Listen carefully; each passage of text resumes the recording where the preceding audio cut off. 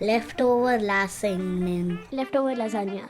Lasagna? No way. It's a type of sandwich. Some kind of gross pasta. Leftover Lasagna is a podcast hosted by my Nitin church Sundar and Tony Uncle. Leftover Lasagna. Very funny name. Hello and welcome to Leftover Lasagne, the podcast that validates Heisenberg's uncertainty principle, which states that we cannot know both the position and speed of a podcast with perfect accuracy. In case of Leftover Lasagne, you never know when the next episode will drop, and you also don't know what tone this podcast will take. We started out as profane and mindless, but now we've been accused by our core audience of being demure and mindful. And so, this episode is going to turn that notion on its head again by being the silliest pod we've done in a while.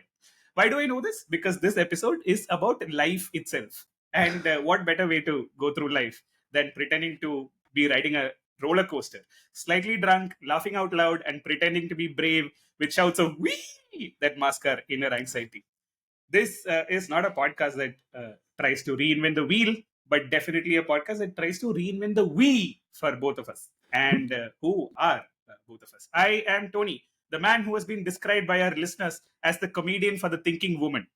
And that woman is usually thinking,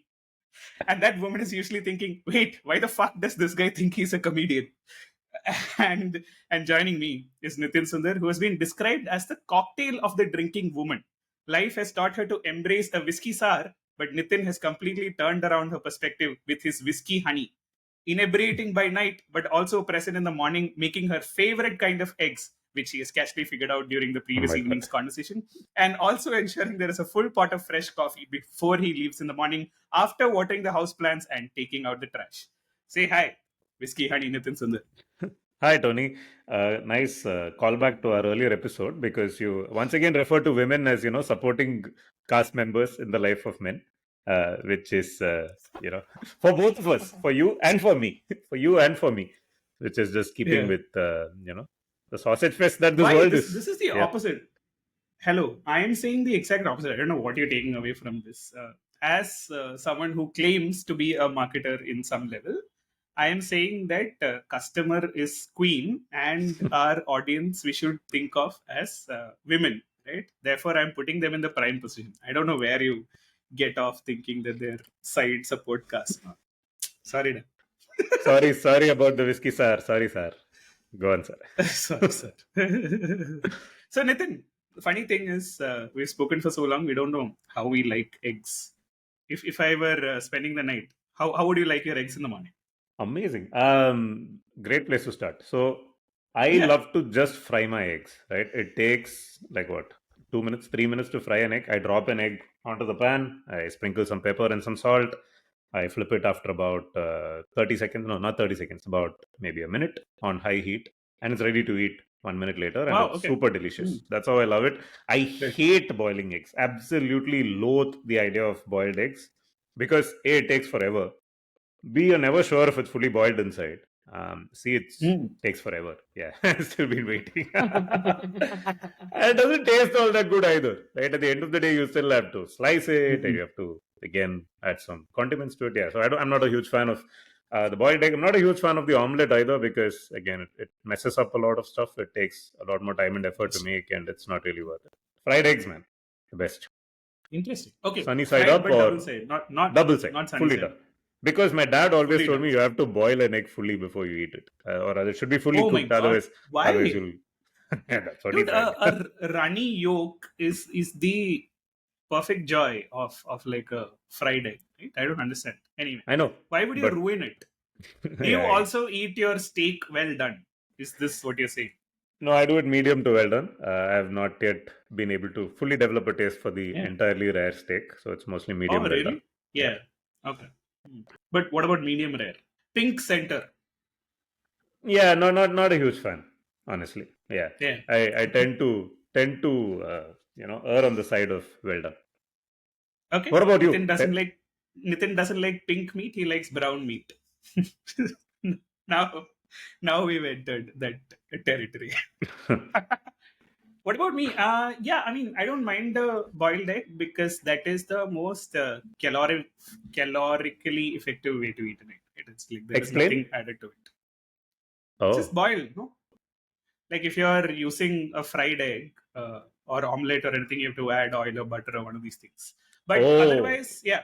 Now we Yeah. are going to that part of this podcast where we talk about how all these myths about oil and everything, right? Oil is fine. Coconut Depends oil on what is. you're optimizing for. I'm optimizing for good health, and coconut oil is excellent for your health. So adding a little bit of coconut oil and frying your egg in it is the perfect way to eat it. Calorifically, hold on to that scientifically. Hold on to that thought. But otherwise, if I'm doing an elaborate, so Emma likes my famous Maggie and scrambled eggs on a Saturday morning.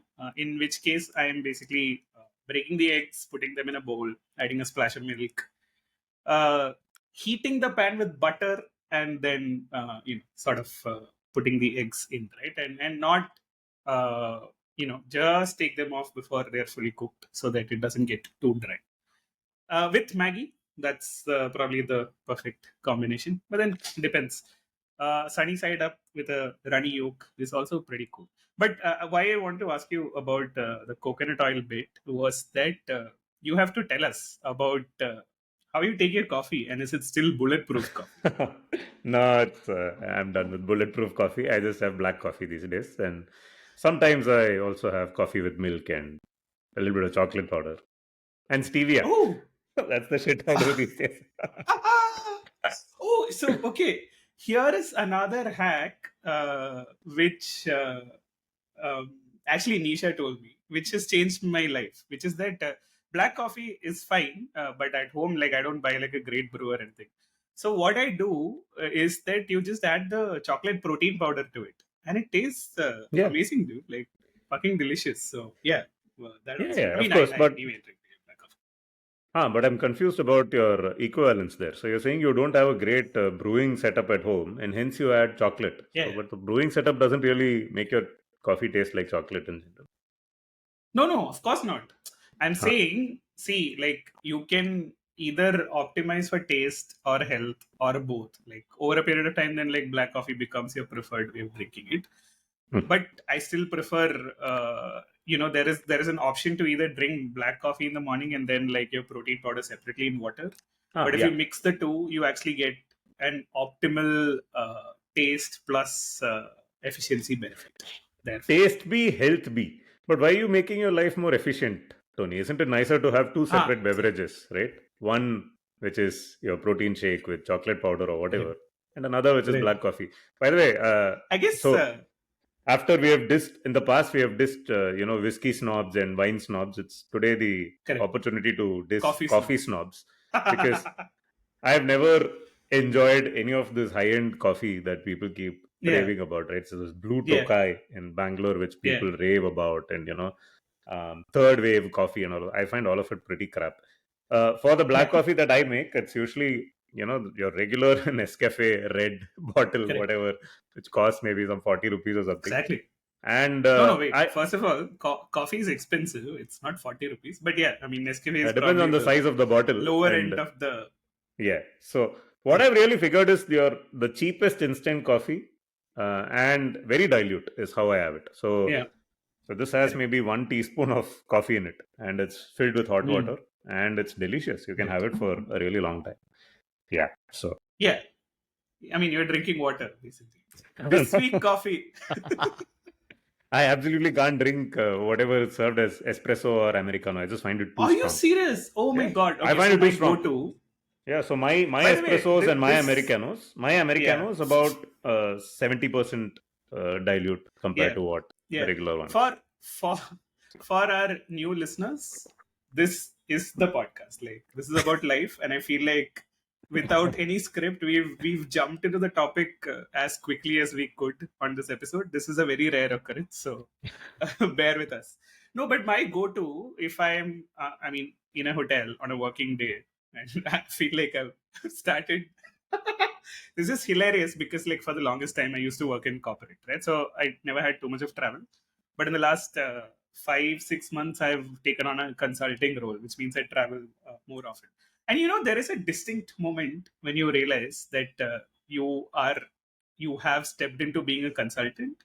Is that you realize in your hotel room, you don't need to watch anything you're watching on the phone with earphones. Like, you can just watch it out loud because like you're in a hotel room entirely unto yourself, right?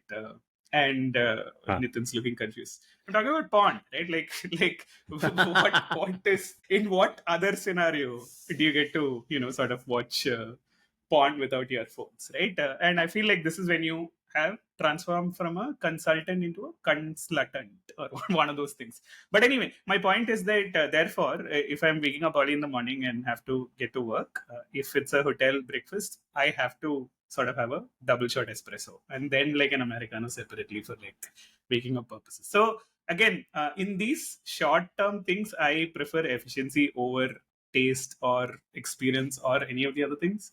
It's just that like by drinking 60 ml of coffee, I'm like energized for at least a few hours. Excellent. Good to know. And you do need it after all that consulting that you've been doing. Ah, man. Actually, this is not the correct advice because what I need is more water, and both coffee and other activities are dehydrating. Right? So you have to top up with a lot of water. Okay, now we've completely lost the plot.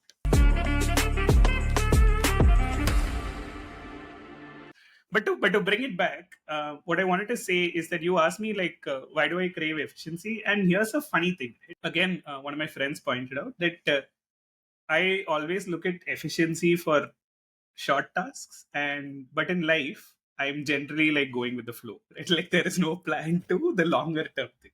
That's how we all But if are. there is right? a small task at hand, Yeah. no, not necessarily, man. I don't think so.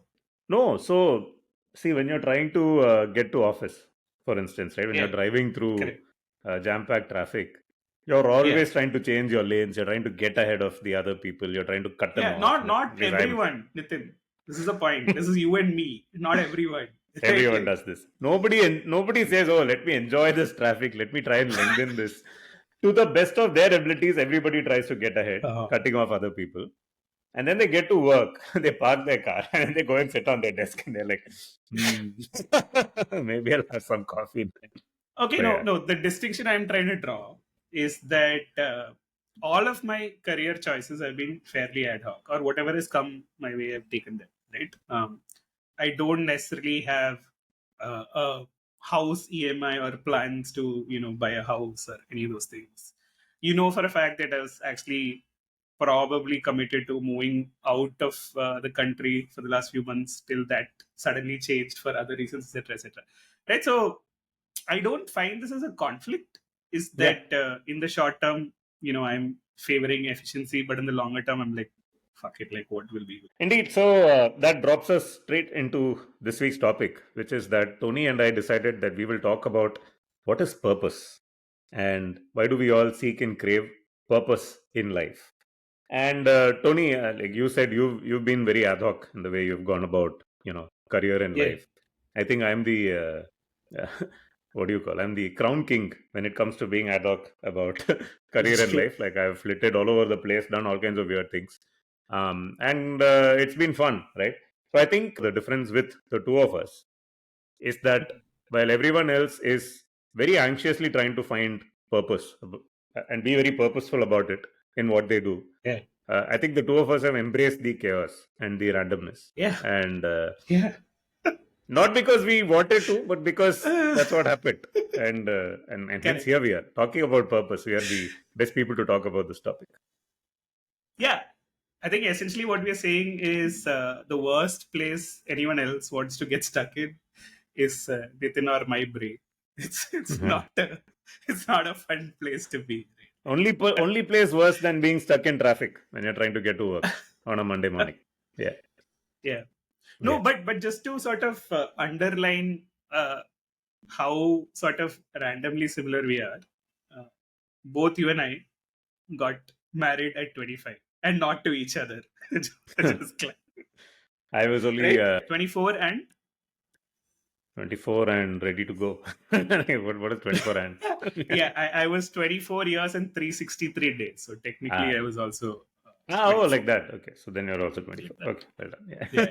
This is how like they calculate youngest ever century, that this and all. You have to give the number of days also. So no, so here's the thing. Right? Why did you get married when you were 24?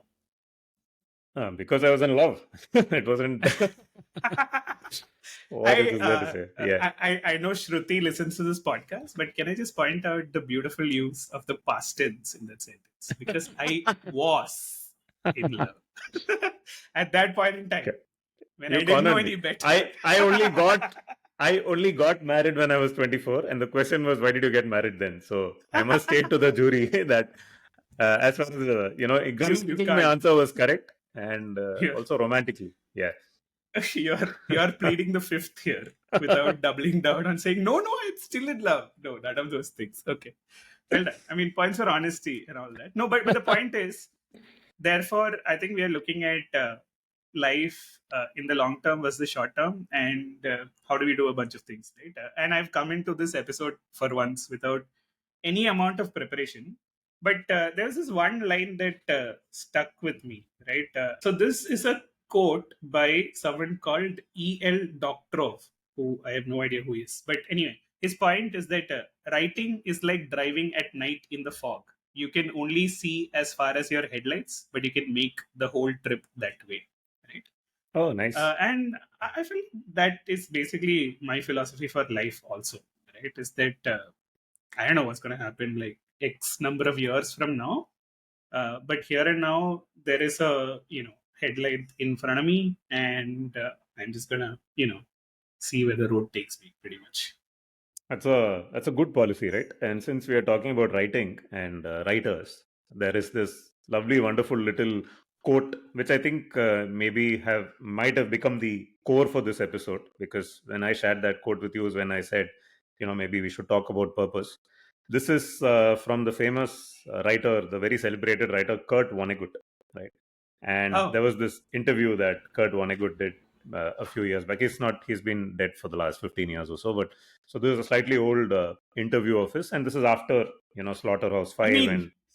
I mean, it would be yeah, amazing if it was a current quote, right? And someone reached out to him in the afterlife. So because neither you nor I would believe it that this is a real quote. So I feel like this is better that it's an older quote. Yeah. Indeed. So the money quote is this, right? This is what he says: "We are here on Earth to fart around, and don't let anybody tell you any different." Right? And the context in which this utterance was made by Kurt Vonnegut was, so this is him during his writing days. He's sitting and he says, I could do all my writing on a computer, which means I would not have to get up from the bed that I sit on, because I type out whatever I want to type out and email it out, and my publisher is going to take it, my editor is going to look at it, and then I can move on with life. But that's not what he did, right? He used to write on paper with a pen, and he would then step out of his house to go and get an envelope from a shop, right? And his wife would ask him, why are you going and getting an envelope each time? Why don't you just get like a bunch of envelopes, because they'll give you like 1,000 of them. But he actually liked to go out and get an envelope each day, because he loved the journey of going to that shop, interacting with the people out there, with the shopkeeper. And he would then get an envelope. He would put his writings, into it. He would then call this person who rewrites or proofreads his stuff. He would call her each time, check with her, do you still do your typing work? And she would say, yes, I do my typing work. And then he will chat with her for about 10 to 15 minutes and confirm that she is still doing it. Operating word here is not chat. He would flirt with her, right? Like he would flirt with a different girl. So he wouldn't flirt with this one. Yeah. Yes, I'm coming to that, right? So he would confirm that she's still doing her job and make sure, inquire about her life and all of that. And then he would step out and go to the post office. And the girl behind the desk at the post office is the one on whom he had a crush for the longest period of time. And a crush that he never revealed to her, but he would just like to quietly stand on that line, waiting for his turn, looking at this girl, and then handing over his envelope to her, which would then get posted out to this lady who he wasn't flirting with, who would do the typing out for him. So this was his life, right? He would do a little bit of writing, he would do a little bit of thinking, he'd call his friends, he would go and get an envelope, he would fill it out and then post it out, and then rinse and repeat and move on to the next day in life. Now, if you're Kurt Vonnegut and you're a super successful, best-selling author, I'm sure there are publishers behind your back saying, hey, when is the next book out? How's it going and all of that. But here was a man who had seen it all, and literally had seen it all, because his most famous work, Slaughterhouse-Five, is named after the meat whatever it was a meat go down, I believe, in Okay. Nazi Germany, in Meat Dresden. packing. A meat packing unit, actually, where he was hiding Hmm. while Dresden was getting bombed by the Allies. He had been captured by the Germans during the war. So Hmm. he's a war survivor who later became, a great satirical author. And Slaughterhouse 5 is a wonderful book, by the way. And there was another book of his that I read when I was young, which I really enjoyed, whose name I've forgotten. So I'm not young anymore, clearly. But Right. I highly recommend Kurt Vonnegut, but also his approach to life. Amazing. Don't let anybody tell Amazing. you that you are not here to fart around, right? Amazing. And In the spirit of farting around, and another thing that both your and my brain does, Nitin, is like call out random connections between what we're talking about, which may be tangential to the pod, but it doesn't matter. Right? It's entertaining to you and me. This pod is a big So tangent anyway. So yeah. the question is, since you're speaking about Germany and manufacturing and all of that, do you know what is the most sold part in the Volkswagen factory? The part number Oh. is, if it helps, 199398500A. Wow. I have absolutely no idea. Obviously, there's a doozy of a question. I don't This, have the answer. Yeah. yeah, this links back to what you said again. This is the Volkswagen currywurst, or a sausage that they make and Oh. sell to all their employees in their canteens. Therefore, it has an official part name to it, which is manufactured again in the Volkswagen factories. Interesting. But therefore is the most sold part therein. Right? This I don't know why I mentioned it. connects nicely back to Slaughterhouse 5. But there's Yeah. also like IKEA meatballs, right? Which are the largest selling thing Oh, yeah. in all of IKEA. Continue on Kurt Vonnegut's philosophy. And No, it appeals to me because here's a man who's seen everything. Right, he's been through the struggles of life. He's then gone and made something out of his life. Right, he's obviously created art that has stood the test of time, and he still takes everything very lightly and enjoys the moribund and the routine. Right, very often we ask ourselves, "I'm doing the same thing every single day. I'm stuck in the same traffic every day. Right, I'm doing the same shit. I'm drinking the same coffee. What's the point of all of this?" And here was a man who was literally taking joy in that routine and in doing it in a certain meditative way, right? So that's one approach that people take, right? Now, when we talk about how I go with the flow in the long run versus like looking at things, another advantage of having turned atheist and knowing that there is no afterlife and this is it, is that this is it, right? Like this moment here is what life is. There is no grand plan for you in the future where suddenly, like 20 years later, you're having arrived at a place where it all makes sense, right? The problem is that we all grew up with stories, right? And stories actually place too much importance on the ending, right, rather than the pages in the middle. Yeah. And I feel like we have a bias for the climax, right? And you're sort of going through life with a philosophy that there is some great place that I will reach if I continue on this journey, right? Whereas I think what I've realized in my latest 30s is that this is it, right? Like there is no grand climax that's going to happen, right? Like just the act of drinking coffee with a friend, or making eggs, or recording a podcast. This here, or editing a podcast. This is it, right? Like this is it. Yeah. And I think that's basically what Kurt Vonnegut's also trying to say, that we are here. There is no greater purpose, but enjoy each moment, right? Like you don't have to necessarily sort of look at it as an efficiency game either, which maybe in some sense we tend to do. Indeed, yeah. You especially with your the way you consume your coffee. I always, if someone asks me like, can you do sales? Are you a networker? I always say I hate networking, right? But I think the way we have defined networking is completely wrong, right? And it is just a shortcut for transactional relationships, right? Yeah. But if I look back at my life, almost everything that has happened to me is because I have met people who I vibe with, and then I'm intentional about how I interact with them. And at some later point in time, some Yeah. dots connect, and some people give me a chance, right? And Yeah. then I take it from there. uh, I think that's the other important thing, right? Is that by virtue of this whole idea that there is something waiting for you in the future, we tend to be very transactional about how we deal with people and friendships and stuff like that, which I don't. I mean, not saying that like this is the best way to live or anything. But if I were asked, do you network 5 years ago, I would have said no. But now, now, of course, I will say yes, because like, just think about all of the people that I've met via bits and pieces, or like ending up taking a selfie with Sanju Samson after having written Yeah. about him, etc., etc. None of these things are because of a transactional way of going about it, right? And I feel like by virtue of the corporate rat race that we cannot opt out of, most of us cannot opt out of, you sort of fall into that rut to say networking is transactional. I think it's the opposite. Like, you can make intentional friendships only with people you vibe with, and still sort of see that it pays off in the longer term somehow, or not, right? I mean, Yeah. you're not vibing for that. Yeah. No, I agree with that completely, right? And we are, of course, talking about being social animals and about being the ability to actually interact and react to other human beings and let that enrich your life, right?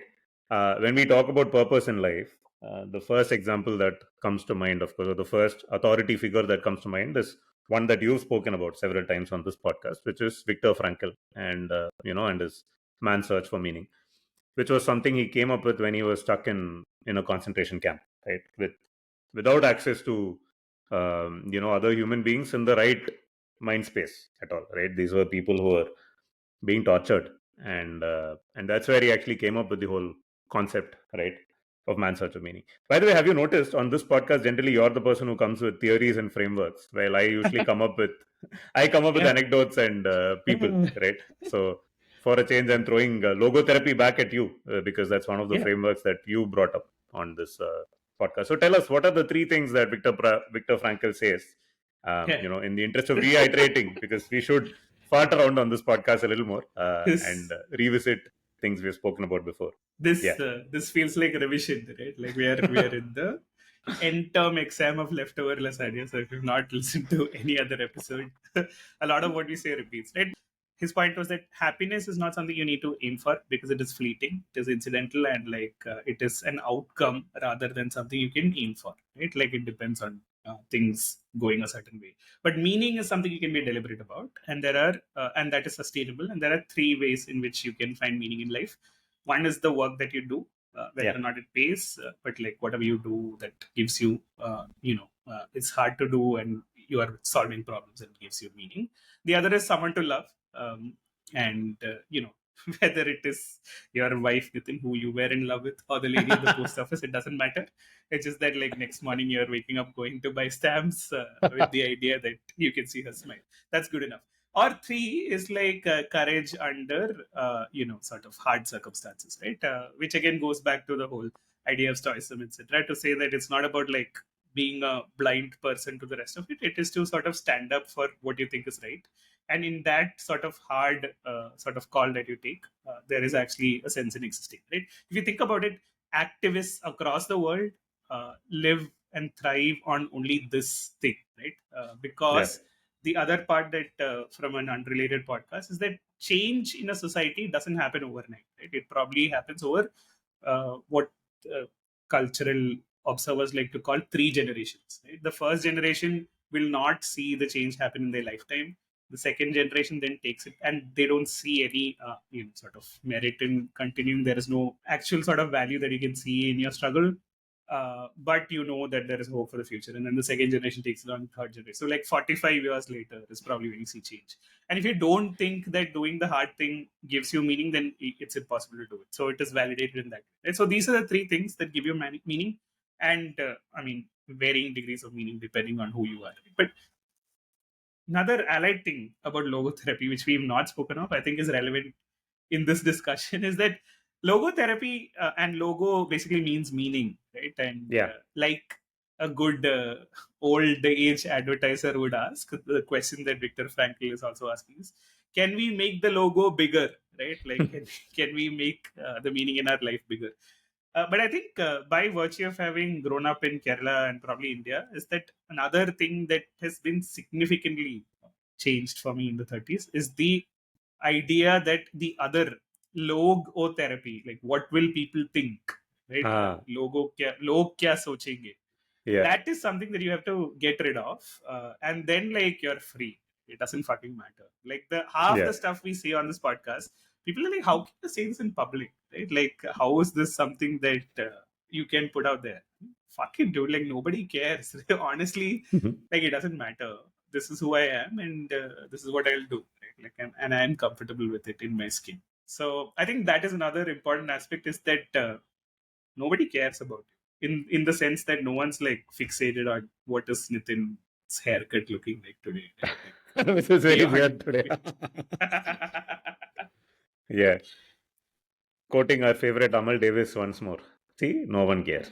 Yeah. See, no one cares. Yeah. I think Yeah. Amel Davis is a perfect. He's a character I would He's the love to mascot. grow up into, right? Yeah, indeed. Okay, in case you're coming to us after 10 episodes and you missed our various different promotions of Premalu in the past, please take this as promotion number 25. Please watch Premalu, our favorite Malayalam cinema. This is a good week to be talking about Malayalam cinema because it has been rocked further by the whole Me Too allegations that began a while back, and the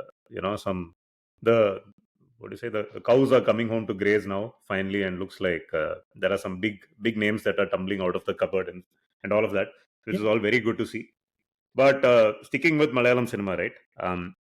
There was a recent interview of Mammootty, who was of course one of the biggest superstars in Indian cinema, huge superstar in Malayalam cinema, who has also enjoyed like a bit of a rediscovery in his latter stages of his career, right? So Mammootty is 72 years old. Yeah. Made his And name like doing. we should ask him, how does he take his eggs and coffee? Because what the fuck? Like, how has he become like every day? Oh yeah, He yeah. looks more and more handsome, dude. And like he's Yeah. my dad's junior, right? Like one Yeah, year yeah, junior in the same college. And my dad has been on this podcast, so you know what my dad looks like. Now Hey. think of Mammootty and my dad as peers, and like Yeah. really, how is he taking his eggs and coffee is something that we need to understand.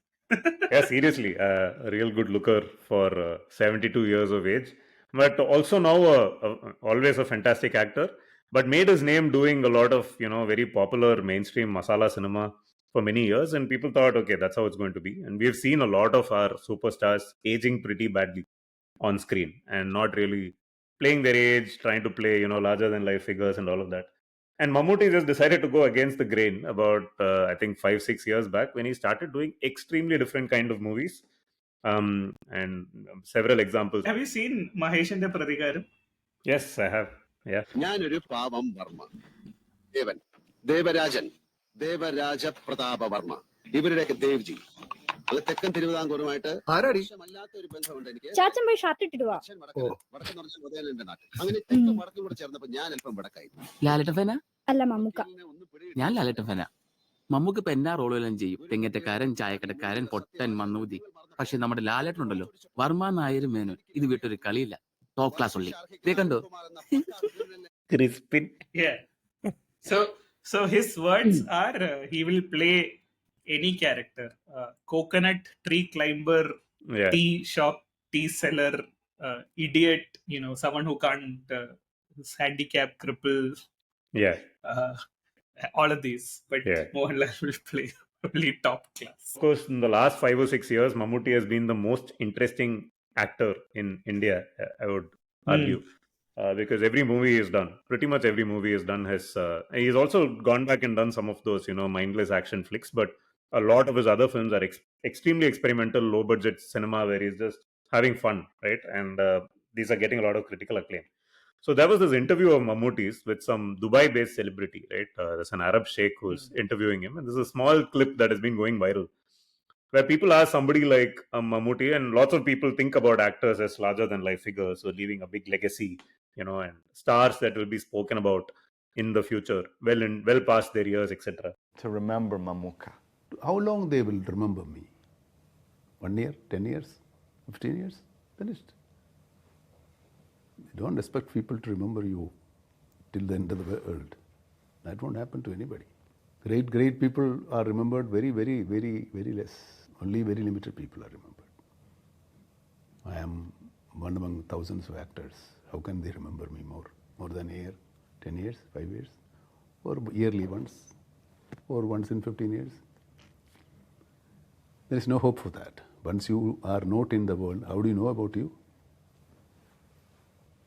I think it takes an incredible, I don't know how you do it, Mr. Mamuka. I think it takes an incredible level of humility to see the things that you see every day and think humility, like that. it's reality. Why there is humility? You need to be humble to realize the reality. Wow. Everybody thinks that they are going to be remembered till the end of the world. No. Very rare people are remembered. Not everybody. So this guy asked Mammootty, so what is the legacy that you want to leave behind? What does Mamuka want to be remembered as? And Mammootty gives a very, very simple answer. He's like, remember me? I don't think anybody is going to remember me 5 years after I die. Nobody gets remembered like that. Very few people get remembered after their time, right? And you need to be extremely lucky. Maybe a Gandhi gets remembered for a few years. Mammootty, I am just one of 500,000 actors. Why will anybody remember me? And I thought that was, we live in this society which is, full of hagiography, right? Like we really look up to our idols and as larger than life figures, because that iconography suits us also, because it gives us some kind of mooring and anchoring, because, just like Crispin in that clip that you just played, who's looking up to Mohanlal as this father figure or this, this icon that, is an example for him to lead his life by. But if you think about it for a moment, right, at least in Tamil cinema, like Shivaji Ganesan was like a huge actor, right? And then he died and they built a statue and that's it. Nobody talks about him anymore. His cinema is not even, has not aged very well. His stuff looks pretty bad on screen and so on. The world just moves on, dude, right? And No, the but reason again- the reason I'm speaking about this, right, and obviously it's incredible to have that level of awareness that Mammootty has, and I think if all of us have that as we fade into our old age, I think it'll be better for everyone in this world. But the reason I thought of that also was, we talk about purpose, and we spoke about Viktor Frankl and coming up with logotherapy, and how a lot of what we do with purpose in our minds is at the end of the day a way for us to lead our own lives with more peace. And on the same planet you have ants, for instance, right, which existed well before we came, will continue to exist well after us because they are much more hardy. And they are just born, they cooperate, they are very social, right? They are not transactional, like you said. They are very social because they know exactly how to cooperate and work together, and they don't take time learning how to survive in this world, right? They come out fully formed, ready to cooperate, take down the prey that they need, and store their food for a winter and so on. And they're not troubling their heads with what is my purpose or what am I going to remember it for. I'm just here. There is a ball of rice that needs to be rolled up this hill, so me and my friends are going to do that today. And that's what they do, right? So no, but I'm slightly going to push back here.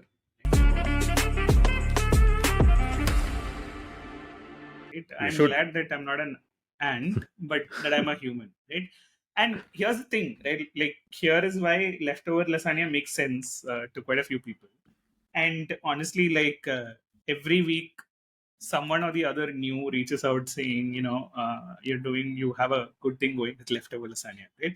And the only reason for that is that we are not ants. Somehow, sort of project a version of original thinking, which hopefully is not pretentious and honestly is, I would say 90% us, right? Like, obviously a little bit of put on is there because it is something that goes out in public, but largely Nitin and I know each other and like this is what we are. And so what I really wanted to say is that the whole point of why Leftover Lasagna has relevance in this world is that there are no counter voices, right? You're basically saying that I told you earlier that it's not religion that runs the world anymore, but capitalism. And therefore, if you're given a framework to live, saying that, work hard for 3 years, become an EVP, work hard for 5 more years, become a VP, work hard for X number of more years and then, keep sucking up to the senior management, you might find yourself in some kind of XCOM of some sort. And then maybe one day you will become an MD or some shit like that. And people are happy pushing along that, buying a bigger car, getting a bigger house, and like thinking of this as, life itself. But again, there was this completely random things that stick to your mind, right? And I feel it is important to acknowledge the randomness of life. Is that I was at my mother's house in Kozhikode long ago, which is where I'd spent summer vacation because lots of cousins used to be there. And for some reason, there was a book lying around there, which is George Bernard Shaw's Man and Superman. And I don't remember much of the book. I read it when I was very young. But there was this quote that stuck with me, right? And that particular quote is that the reasonable man adapts himself to the world. The unreasonable one persists in trying to adapt the world to himself. Therefore, all progress depends on the unreasonable man. So, just to sort of repeat that, is that the reasonable man adapts himself to the world. The unreasonable one persists in trying to adapt the world to himself. Therefore, all progress depends on the unreasonable man. Right? And in some senses, the ant is the reasonable man. Right? It is like, why the fuck do I ask questions? This is what I'm born to do. This is what I'll continue doing. Right? And then on the other side, there are these unreasonable men who present a larger than life figure. Right? That is your company's MD or chairman or group chairman or CEO or one of these guys who are saying that we are at the forefront of innovation, that is in the other. But in quieter spaces, there are unreasonable men and women who make a difference just by saying, no, fuck it. Like, I am not subscribing to either of these, but I am pushing back against it to say that I am unique in this world, and therefore I am not going to change myself to fit the world. I'm going to change the world around me to fit me. I think this is really important because in the last episode we spoke of how human beings are a spectrum and there is no clear distinction between a man and a woman, right? And we can see it manifesting in body types also, to say that for instance, like, I could get fit but I'd never get like buff and muscular like a, I don't know, Sid Vicious or a Hulk Hogan or Bam Bam Bigelow, right? You can't, right? And you accept that as a quirk of fate and genes and all of that. But you never do the same thing for the mind, right? You're like, there is only one way in which schooling is done because you're a, society of 1 billion people. This is Bombay. There are 360 people in the batch. What can you do, etc., etc. And then you go along and then you're like, we did engineering, we did MBA, we did a little bit of corporate, you got out early, I'm still in it. But the point is that at some point, there have to be people who sort of swim against the tide, right? And swim against the tide, not necessarily in vocal ways, but just in their own peaceful ways. And I feel like that is a space where Leftover Lasagne exists, right? Which is to say that here's my question or counter to the whole corporate narrative is that, a friend of mine told me that climbing the corporate ladder is important, right? Like, because what else is there in life? And I'm like, look, and why do you want to climb corporate life, right? Because my point is, there is a threshold beyond which I don't need money, right? I don't care if I'm drinking an old monk or a whatever, hibiki or something that sounds like a hiccup, which means something in Japanese. It doesn't fucking matter to me. And therefore, the only way to be wealthy is to have needs which are below how much you want. And that's the only way to remain wealthy. And therefore, if that means that I know that this is sustainable for my livelihood, why should I climb the corporate ladder? And then their explanation was that no, it gives you a lot of power, which you don't do. And as men age, you probably trade your libido in terms of actual sort of physical erections for positions of power. Right? You have so many people under your control, that is the other. And I'm like, look, this is patently untrue because whenever I look, at least in the Indian corporate setup, everyone in the senior management is actually having to follow the line set by the CEO, right? And half their LinkedIn posts are praising a CEO of X, Y, or Z and not having an original opinion, right? And I've seen enough corporate drama play out to see that the only people who survive are the people who toe the line.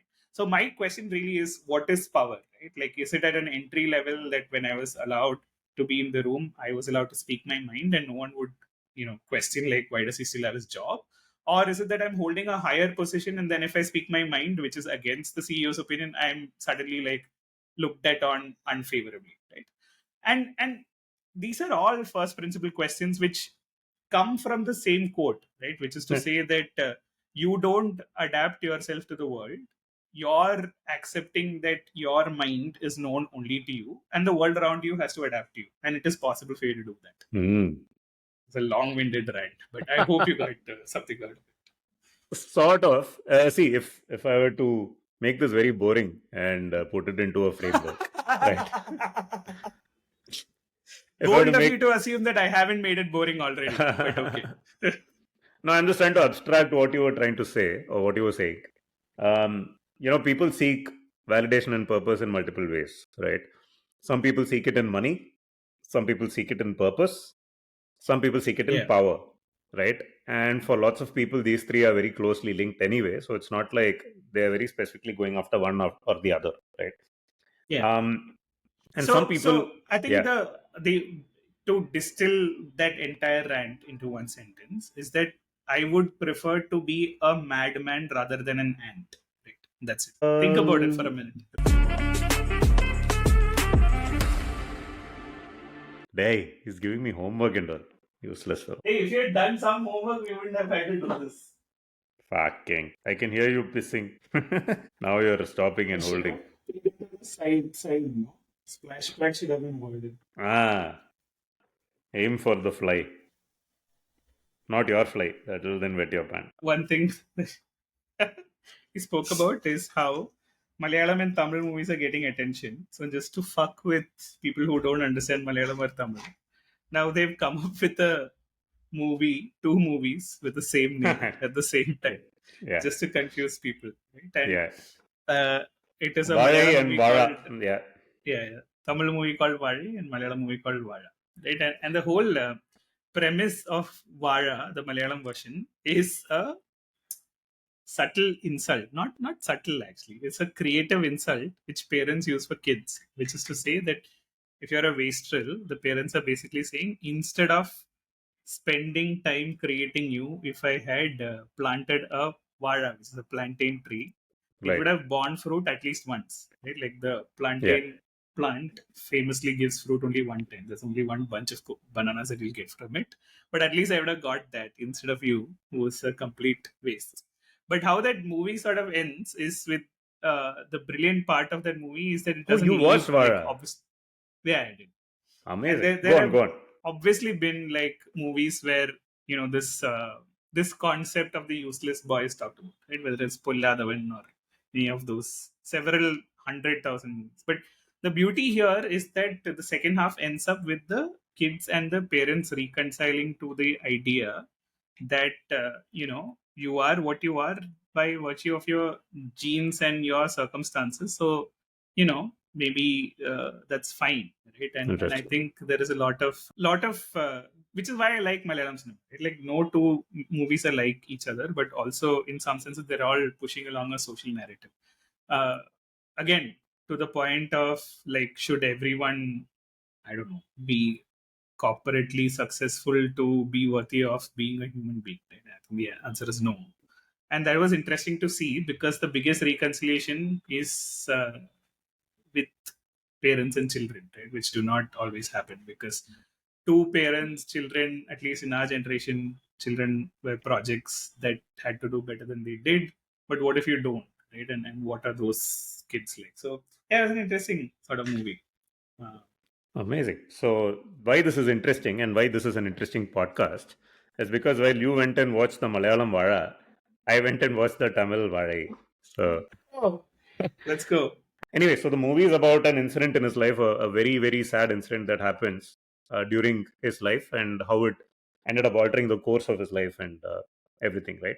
Eventually, the good story or the good news in all of this, or the good ending to this story at least, is that Mari Selvaraj, who came from those very, very humble beginnings, managed to break into cinema and is now making movies with a cause, right?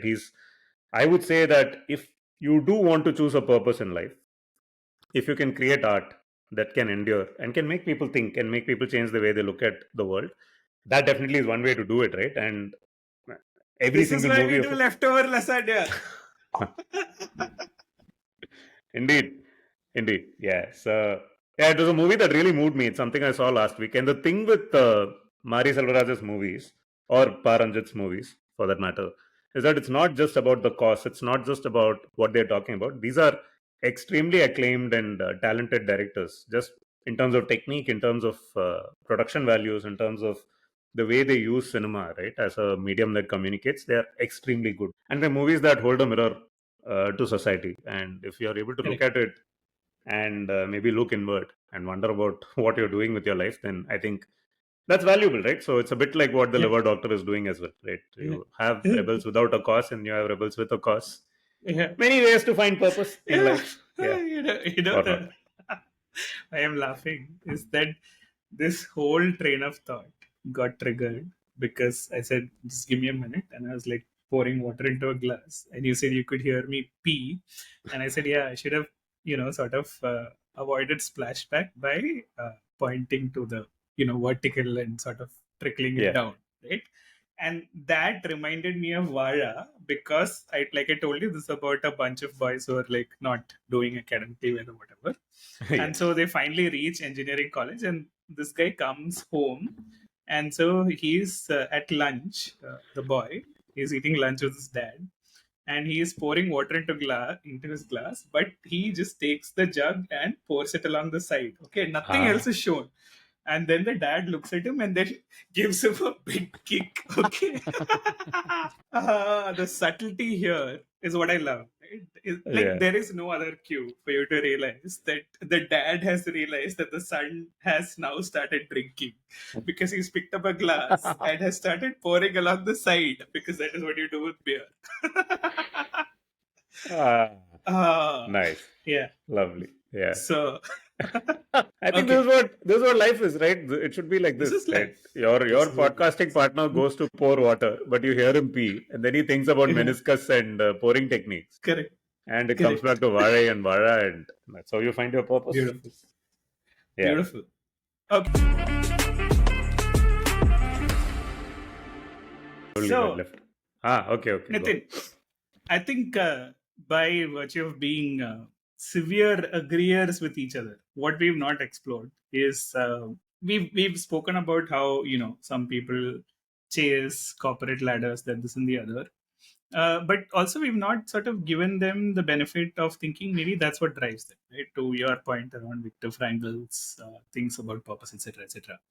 So, what are some of the things that you've sort of chased fully thinking that this is the meaning of life at some point, right? And absolutely, I've always been seeking validation in status and achievement markers, right? Starting from what you score in your 10th standard to what you score in your 12th standard.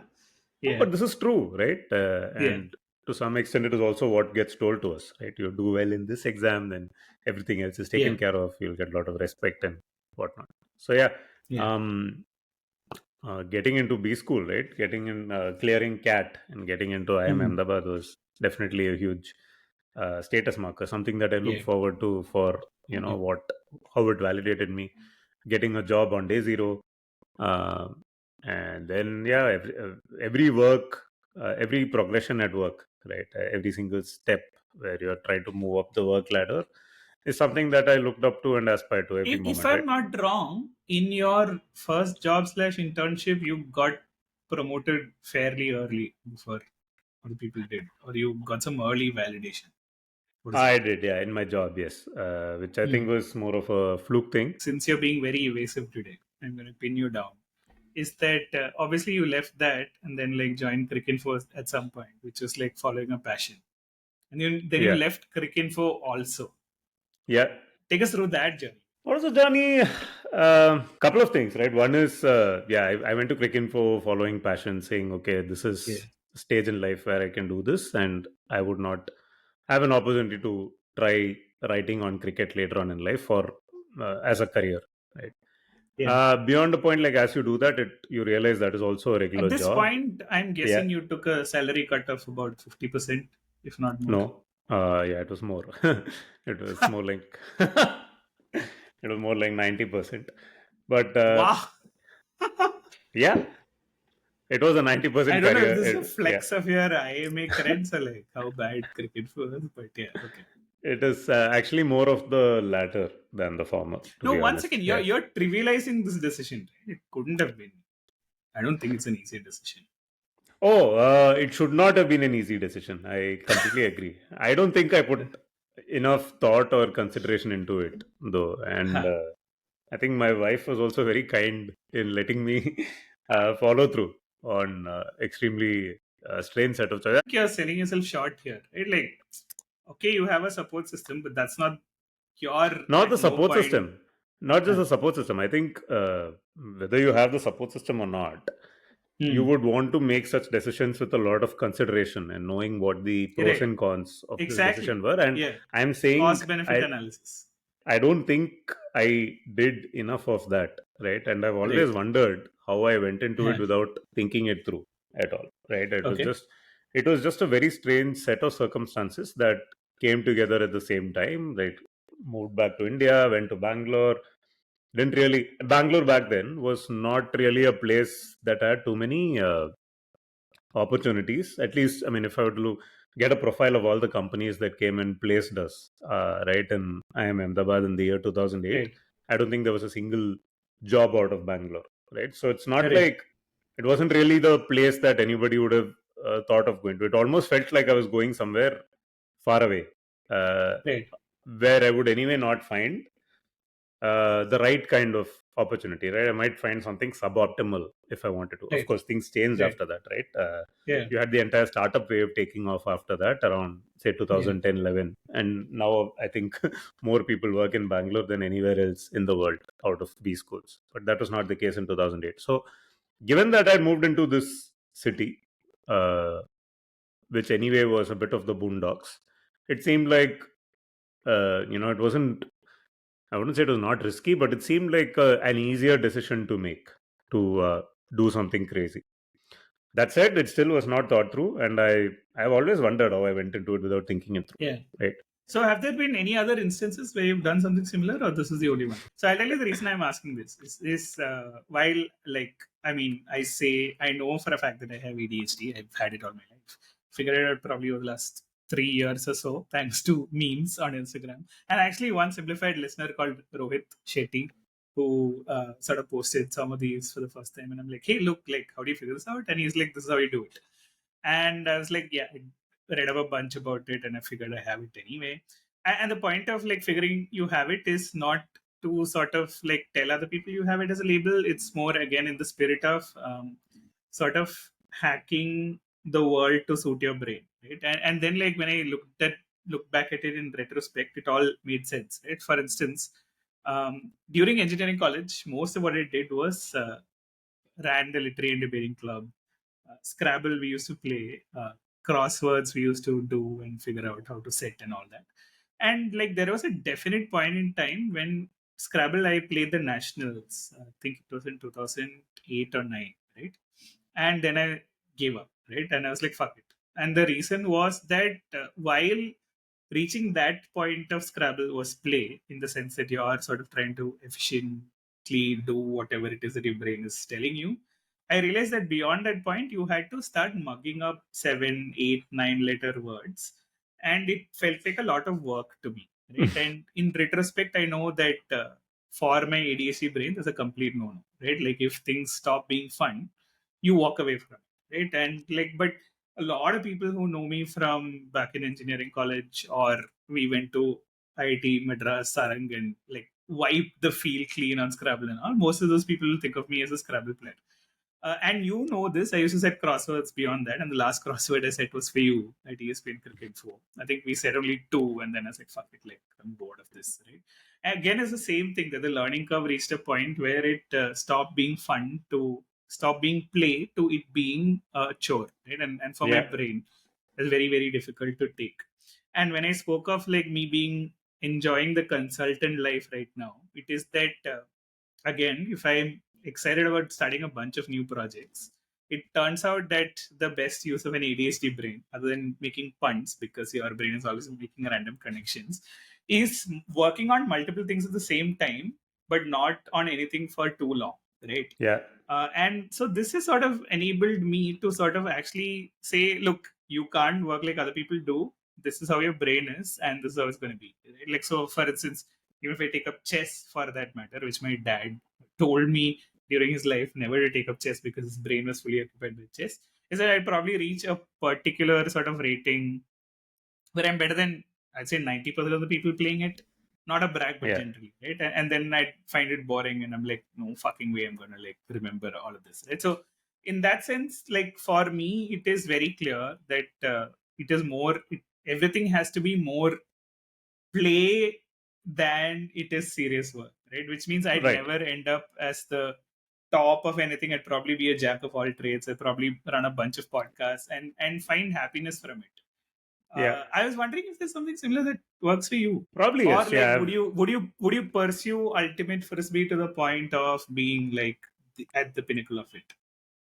I mean, if I don't, it would not be because I got bored of it, but because I'm not able to reach the pinnacle, at least when it comes to physical sport. Yeah. No, I don't think it entirely holds true for me. I do identify with one thing, right? I have definitely not pursued anything to the level of excellence, to the level of absolute Yeah. excellence, which I think also nobody really reaches, really, right? You always, I mean, your peer group and the challenges you lay for yourself as you go further up on a certain scale just keep changing. That's what it is. Yeah. Um, No, but yeah, but the I ironic thing here is that you know me well enough to know that I love Rafael Nadal more than Roger Federer. Of course, it might have been the quirk of the time when I started watching, etc., and like age group, that, this, and the other. But to me, it's always been that like Rafael Nadal is a person I can never be. Right? Like to have, he's not like, let's say, the most suited body for tennis in that sense. Right? He's always like fighting his baser sort of instincts and like uh, metabolism, physical makeup to play tennis. Whereas a Roger Federer, for him, he has everything coming easy, right? In that sense, if I were to identify with someone, it's probably Roger Federer, right? Like I've never had to put in too much extra effort into being reasonably better than average at what I do. However, like my hero therefore is Rafael Nadal, right? And it's an interesting dichotomy that I've been trying to grapple with. Is that do you idolize the things that you can't do, or is it just a quirk of coincidence or fate or something? Firstly, I think you idolize Rafael Nadal largely because you tend to plump for the underdog. If Roger Federer had been the challenger and Nadal was 3 years older, then I think you would have been a Federer fan, and it would have suited you perfectly fine as well. You also are a Virat Kohli fan, right? And if Virat Kohli is more the Roger Federer than the Rafael Nadal archetype. No, So, I disagree. No, Rohit Sharma Closer. is more Rohit Sharma is more Roger Federer. Virat Kohli is more Rafael Nadal. If you were to compare the two of them, yes. But okay, let's put it this way: you're Rahul Dravid and Virat Kohli, right? Not contemporaries, but if you were to put two of them into, who's who, Cheteshwar Pujara and yeah, exactly.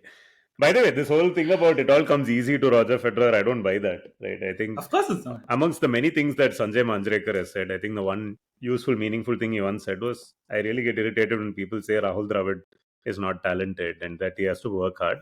I think everybody has talent to get to that level. Sachin Tendulkar had to work very hard. Rahul Dravid also had to work very hard. And Rahul Dravid had talent just as much as Tendulkar had talent. So how you hone it and how it manifests itself to the aesthetics of the viewer is a very different thing anyway. But yeah, so I mean, we are coming back to the question of being professional and becoming excellent versus remaining amateur. And the word amateur, of course, comes from the word for love, right? You do something for the love of it, which is when you're amateur, but amateurish also means somewhat primitive, right? I think both of us take joy in the amateur things, right? And it is true that if you want to go to the sharp end of the spectrum in anything that you choose to do, it will cease to be fun at some point. It will have to be a lot more than just fun. And this also goes back to what we spoke about Olympics and everything, right? Because all Olympic sport or all sport really is ultimately now reaching that stage where at the highest level, anybody you see is is an automaton, and that's what it is. Right? So, Correct. yeah. So screw you, Srinath Sripath and Abhishek Chopra. Yeah. No. But the point that I was making was that therefore a lot of people, I'm guessing you've also had the same question. They said, "Oh, you do podcasts. Like, how much money do you make from it?" Like, we don't do podcasts ever thinking that it should be monetized. Right? I think some advertiser at some point reached out to you, Nitin, and I was like, "Why? Like, why are you like bothering with this?" Like, if you remember saying that, what the fuck? Yeah. Like, no, we don't want to make money from it, right? At the same time, No. If there were money, we'd happily make it, but there is no money to be made. correct. No. If dear listeners, you want to send us some money or I don't know, clothes, You can Venmo it to us. make whatever. और Send it, UPI, basically. Narendra Modi ने UPI UPI. बना दिया. अब UPI करके हमको. This is our QR code. This please send it. No, Yeah. but the point is, we do this Saturday thing called Would I Lie to You, right? It's basically a British game show where we just get a bunch of people and like play the game anyway, right? And like some of us were like, should we record it and put it as a podcast? I'm like, no, why? Like the whole point of this is that it is fun for us in the moment, right? And not saying that I wouldn't crave the limelight, right? Like obviously I'd like to be regarded as the thinking woman's comedian, right? Like I'm not shying away from this. At the same time, I think like not everything that we do is sort of a transactional thing towards a larger goal, right? Yeah. It's more like farting around than anything else. Yeah, absolutely. In the interest of farting around more and more, because that is what we enjoy doing. No, absolutely, I agree with it. But Yeah, your you question also about whether I would want to, whether I would pursue ultimate frisbee until I become the best at it. Like, I don't even know how many years of active sport I have left in me. Right now, I'm just eking out everything that I can without worrying about tomorrow. Yeah. Okay, but Nitin Sundar, you play a lot of board games, and I would like to think you like to win at board games, right? Which is all about short-term efficiency, transactional thinking, that this and the other. So, tell me the difference between Nitin, the board games player, and Nitin, the life liver. Life is not a contest, man. Life is not a game, right? No, but why do you life like is board not games? zero sum. The same reason why all of us like any games or any sport, right? It's fun. It's out there. It challenges your mind and your body, and there is an outcome at the end of it, right? Which gives you some dopamine. So life is different. Yeah. Okay. In the short term, you're saying that we are optimizing for dopamine, which you get from winning at a particular thing. In the long term, what are you optimizing for? I don't know. I'm not optimizing for anything in the long term. Yeah. The correct answer is like you that said, there is no long term. You're just optimizing for looking at the headlights. Short-term, Yeah, headlights. Dumpster fire in search of dopamine. This is it. Okay. Now, okay. Nitin, when a person dies, okay? Yeah. The photo that you put up of him or her is usually the last studio picture taken before they died. Okay. Yeah. Do you think that last picture is how they should be remembered, or at some point in their life when they told you that they were at their happiest and this is the best picture of me? Could be when they were 43, but they passed away at 85. Yeah. Why do we pick the last picture versus the happiest picture of a person? And what does that mean? Like, which would you prefer? What I would actually prefer is not a single picture. I would prefer like a Flickr book, right? That shows. Yeah, you have a wall there. Your real estate is fixed. Okay. Dad, I can easily put 10 pictures on a wall. I can easily put 10 pictures on a wall. It's not you putting. No. Okay, let's go back to the Mammootty philosophy of then who's saying putting? that nobody really cares. Nobody really cares about you after you die. Okay. But you get a say in these things to say what should go on my epitaph, where I should be buried, and how you would like to be remembered. Okay. These are 3 things that you can control. Okay. Forget where you're buried. What would your epitaph say, and what would be the one picture of you that if someone had to pick out? And when would that be from? The one picture of me, just me, that someone I would like to see on people's walls would be one where I'm completely horizontal and trying to catch like a disc or a ball.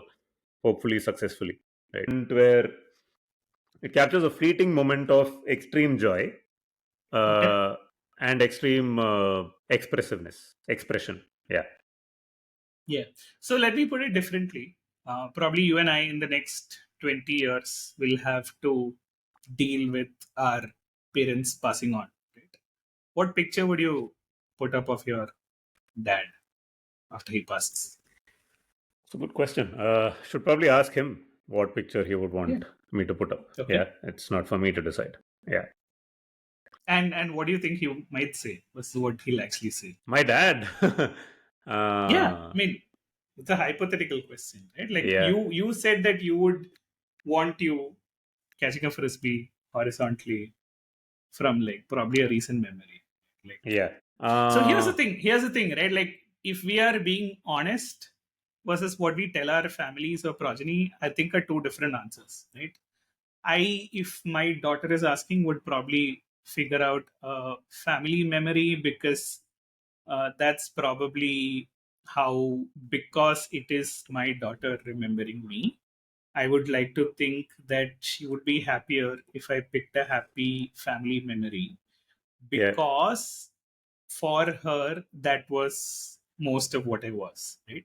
As opposed to if it was a biographer asking me, it would probably be a moment in which I am happiest with myself, which is not necessarily a family feeling. Hmm. What do you say? So my thought here, the problem here is that the answers that you're giving, or the answers in each of these cases where people are giving, are Yeah. answers that they're trying to fashion for someone else, right? And I'll Correct. explain why. Exactly. Oh, superb.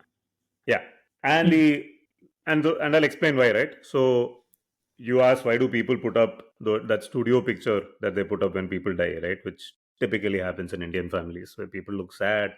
It's a big black and white photo and they put a garland around it. Now that's because that's what society expects you to do when an elder in your family dies, right? And when people come to your house, that picture is for the society to come and look at. It's not for you, it's not for them, right?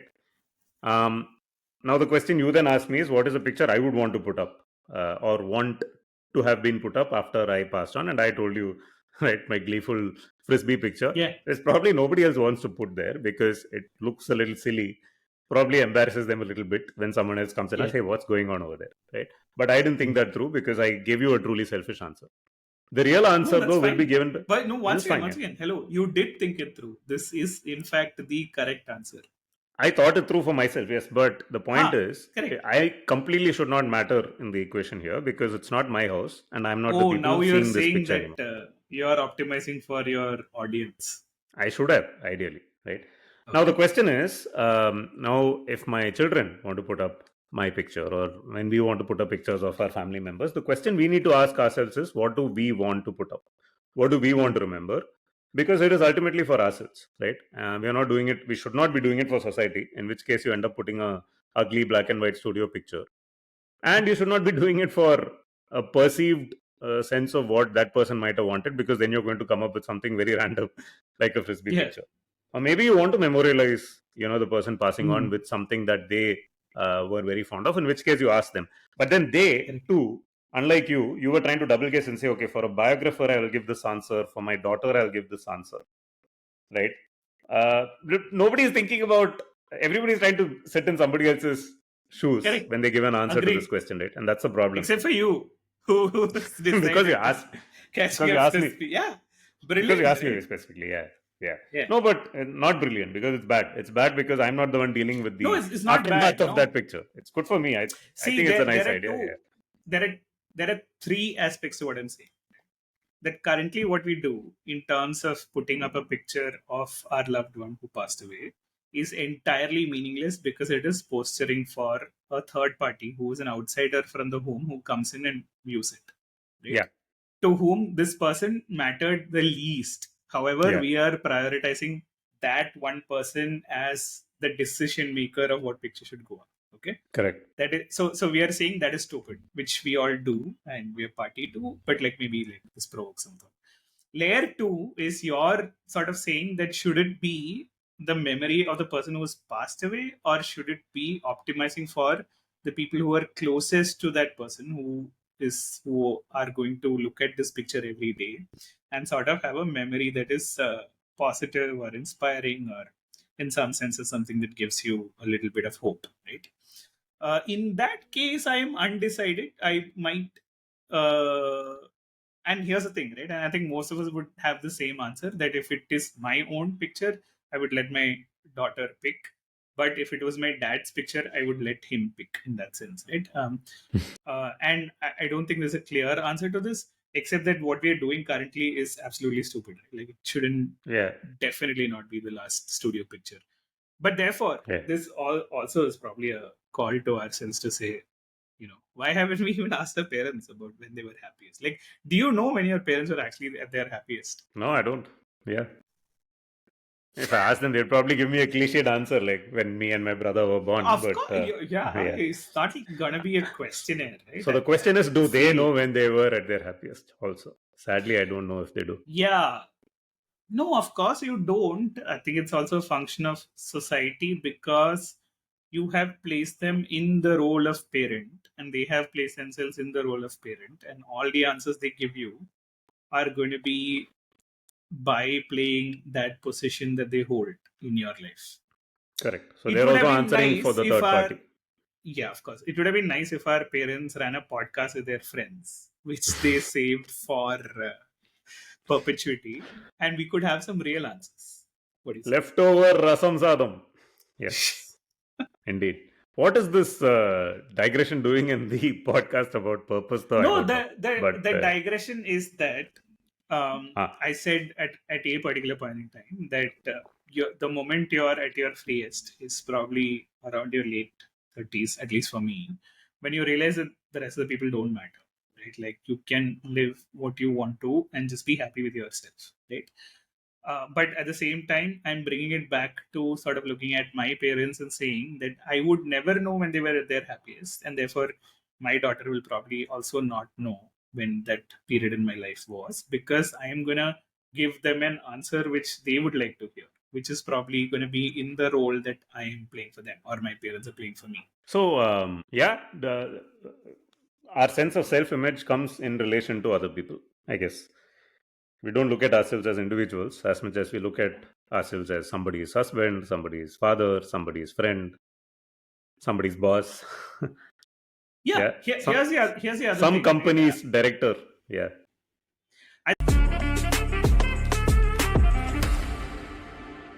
Yeah. What you didn't talk about, Nitin, is this beautiful article that you shared with me, which is an interview with an ex-Uruguayan president Oh, / yeah. prime minister. Pepe Mujica is like, he was the president of Uruguay and has a very, Which very is interesting... also one of the thriving democracies in South America or something. I didn't know this either. Yeah, and also a country that went through massive change for the better, right, during his time at the top, right? And he is famously a world leader who basically refused to live in the presidential bungalow or whatever that was given to him, right? And he lived in his own home, very minimalist setup where, he doesn't crave, too many brands or whatever products. He had all the respect and, everything that goes with being the premier of a country. Like, he talks about how when he went to Germany, they gave him like a cavalcade of security cars in front of him and behind him, and he was like, really, I don't... Was it BMW? Milan's BMW, favorite. Volkswagen. And he was like, no, I don't want all this. Why are you wasting all this money and, resource? Like, nobody's going to come after me. And his point is that a lot of what people do as they go up in life is just seek more and more validation in terms of power, in terms of wealth, in terms of how they want to be reflected in the eyes of other people more than anything else. Right. And that's something that he shunned throughout his life. And he's still around. He's 89 years old and is very old now and has, cancer or some autoimmune disease which he's dealing with. And yeah, but he's there, and we should link to this interview where he talks about everything. And he talks about how basically he's also extremely frustrated with humanity because a lot of people are spending a lot of time, effort, and money into, as he puts it, just garbage. We waste a lot of time uselessly. We can live more peacefully. Take Uruguay. Uruguay, for example, has 3.5 million people, but it imports 27 million pairs of shoes. So that is roughly 9 pairs of shoes per person, right? If you assume everybody bought as many pairs, like the average number of pairs per person is 9. We make garbage and we work in pain, but for what? You're free when you escape the law of necessity, when you spend the time of your life on what you desire. If your needs multiply, you spend your life covering those needs. And humans can create infinite needs. And this is what you also spoke about, right? As long as your needs are lesser than your means, then you're fine. The market dominates us and robs us of our lives. Humanity needs to work less, have more free time, and be more grounded. Why so much garbage? Why do you have to change your car? Why do you have to change your refrigerator? Yeah. So to hear someone in power, right, or who was in power, probably the most important person in his country at one point in time, and created a lot of change, positive change to humanity, to his country. To hear this kind of take from a person who has been in those corridors of power is very reaffirming, I would say. You don't expect to hear something like this from Narendra Modi or Barack Obama or whoever. Yeah, so And the nice to no know. Barack Obama probably. And the article is actually titled "How to Be Truly Free: Lessons from a Philosopher President." Right, and Yeah. realistically, our whole ambition is to be first principles thinkers as long as we live. Right, Yeah. that doesn't mean, which also means that probably a few episodes down the line we're going to diss past episodes of this podcast because it's a sign of growth, right? And two things that struck me here, right? One is about the whole thing about capitalism, and if you like let it lay out how you want to live your life, there is no end point to it, right? You can consistently run on what is called a hedonistic treadmill and never get anywhere, right? Like your car will get bigger, your house will get bigger, whatever, right? You use a different kind of shampoo with, I don't know, charcoal and guano and like meerkat dung in it or something. But not the other things. And the other thing, which we are often told, is that at the deathbed, most people only have regrets for what they haven't done, right? Yeah. Which I think is a lie. And again, just going back to the fairy tale philosophy, right? Obviously, everyone will regret what they didn't do. Like, does that define what should have been done? If they'd done the other thing, I guess they would have regretted the thing that they didn't do anyway. This is my. Well, probably, but I mean, this is again a very, very tough question to answer unless you actually walk the path, Obviously, it right? is. So we can only. No. The point is that thinking about these things too much is actually meaningless because Also true. As much as humans have thought about for like thousands of years, with or without machines, the inevitable conclusion is that there is no point in anything, right? And the logical end point of this train of thinking is something like BoJack Horseman, right? Which is that the universe is a cruel, uncaring void. The key to being happy isn't a search for meaning. It's just to keep yourself busy with unimportant nonsense, and eventually you'll be dead. Right? So between Kurt Vonnegut, Pepe Mujica, and BoJack Horseman, the four horsemen of the apocalypse have basically arrived at the same thing. Yeah, the fourth is Mammootty. Yeah. Fourth is Mammootty. Is that basically fart around and don't let the climate activists tell you that your fart is adding to methane in the cow's farts are adding to methane in the atmosphere, and therefore you're contributing to climate change. I think that's the crux. Yeah, absolutely. So please continue farting around and have fun while you're doing it. By virtue of rambling on for about an hour and more, it's been like 2 hours. We have arrived nowhere. Nor does this podcast have a happy ending, right? Like, I feel like perfect. If you had to take Nitin, here is the question. Okay, if you had to take a thumbnail from this episode to represent this podcast, what would it be? It would be me jumping horizontal with a Amazfit watch on my wrist, and I'm not catching a frisbee. I'm catching your neck. and me pouring out water from the side of the glass.